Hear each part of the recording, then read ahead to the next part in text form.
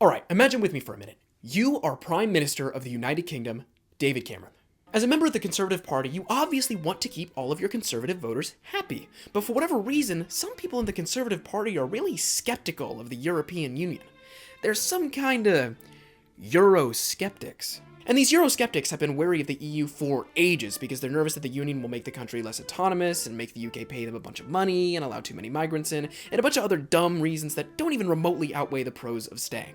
And basically, they want you to be the one to make the United Kingdom leave the European Union. And you don't want to do that! However, if the Eurosceptics in your party get mad at you and leave, then you lose like half of your voting power. There's no way you and your Conservative buddies would be able to stay in office. And even worse, all of the Eurosceptics would flock to the Independent Party, of all places. Please note that the Independent Party in the UK is just an even more conservative version of the Conservative Party. So, to avoid losing your seat, you talk with all of your friends, and you come up with a plan. Step 1. Promise that you'll hold a referendum to leave the UK if you and your mates get re-elected. Step 2. Get re-elected because the Eurosceptics in your party are now satisfied. Step 3. Hold the referendum. Now, it is true that you think that staying in the EU is a good idea, but according to most of the people you've spoken to, there's no way that the UK would vote to leave. Hell, you're planning on campaigning against leaving. It's foolproof. You can literally give them what they want without giving them what they want. And finally, step 4. The UK votes to stay in the EU, and you get another few easy years in office. The plan? It's perfect. You promise that you'll hold the referendum in 2013 if you and your bros get re-elected. You completely smash the 2015 election out of the park, and on the day of the referendum, June 23rd, 2016, you sit back and relax as the votes come in. Literally nothing can go wrong. The UK has voted out. The UK electors has taken the historic decision. Damn, to withdraw that from sucks, the man. European Union after more than 40 years So, of membership. what are you gonna do The next? expert working out that People have made a very clear decision to take a different path. And as such, I think the country requires fresh leadership to take it in this direction. So imagine doing all of that just to give up after one day.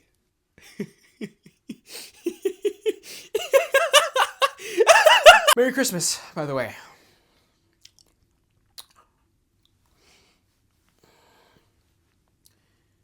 What's the next thing? Right. Thank you, Goat. Appreciate it. Obviously, this news was covered extensively in the UK by the media. Why wouldn't it be? Sources from the left were mad, sources from the right were happy, yada yada, who cares? The more interesting articles are the ones that were written after Brexit, and all of them pretty much just say that everybody in the UK is now annoyed with the decision. The economy isn't doing well, the cost of living has risen, the countries surrounding the UK have suffered, and Brexit is costing the UK £90 billion each year. At this point, only 30% of UK voters still believe that it was a good idea to leave the EU, whereas about 67% believe that...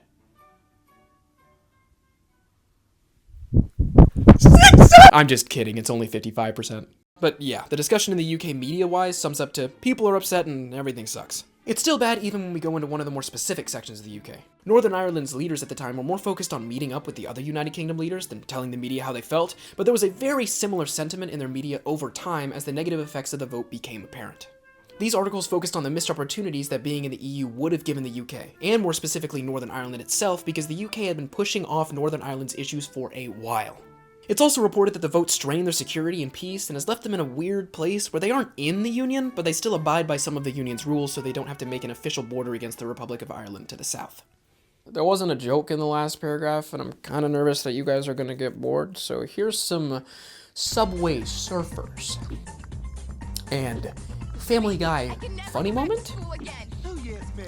And slime. Now, it wouldn't be a political discussion if we didn't also take into account America's feelings, baby. Let's go, because we've never made a mistake before, ever. Which means our opinion is right and yours is wrong. fuck you. Yeah, in our opinion, it didn't really matter all that much. Most media sources kept it simple by relaying the facts of the situation and what was projected to happen to the UK over time. One of the bigger things they reported on was the fact that with the United Kingdom out of the EU, the US would lose one of its most popular allies in terms of getting their interests on the table throughout Europe. It was stated that the US would support their decision, but yeah, it'd be harder for us to get our grubby little burger-stained hands into European affairs. Okay, I am already annoyed of all the Subway server stuff. Editor Noah, can you get rid of it? Hell no, bro, this is funny. Man, your one job is to do what I tell you to do. I do not care, bro. Man, fuck you. We're supposed to be a team. What do you mean, fuck you? Fuck you, dude. No, man, I hate you. No, you are annoying as hell, dude. What do you think you are? You are dumb garbage. You are nothing. No, I bet you are worthless. You freak. Okay, Noah in the classroom. Whose side are you on? You have to pick a side. You have to.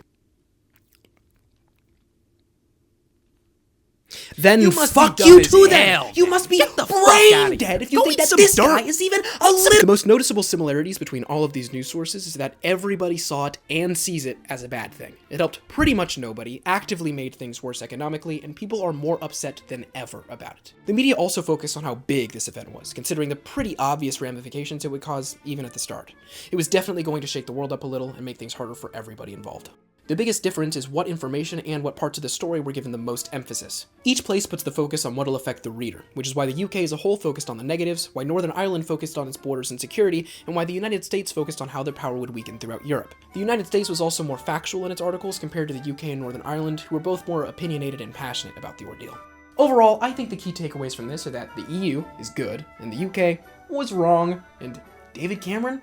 Well, he's as dumb as okay.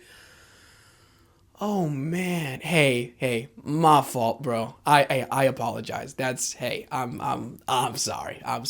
That's on me. I apologize. My fault, bro. Anyway, I'm gonna put the sources that we use for this up here in case I need to put it in the video. Shout out to my goats, Dallas and Tulaya, for helping me out with this. I appreciate it. Thank you very much. Yeah. All right. I'm gonna go to bed now.